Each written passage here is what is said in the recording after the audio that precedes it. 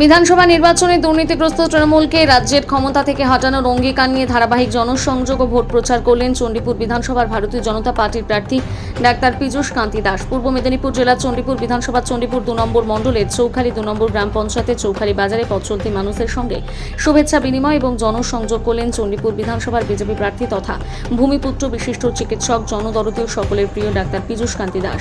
চণ্ডীপুর বিধানসভার চণ্ডীপুর 2 নম্বর মণ্ডলের ব্রজলাল চক 7 নম্বর গ্রাম পঞ্চায়েত বুথভিত্তিক বিভিন্ন মন্দির দর্শন, পূজন এবং পথ চলতি মানুষদের সঙ্গে শুভেচ্ছা বিনিময় এবং জনসংযোগ করলেন।